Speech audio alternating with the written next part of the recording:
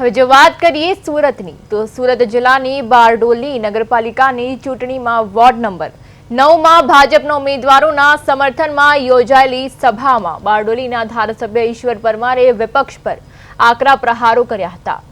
તેમણે વિપક્ષને પડકાર ફેંકતા જણાવ્યું હતું કે આવો રાજનીતિ છોડી વિકાસની હરીફાઈ કરીએ।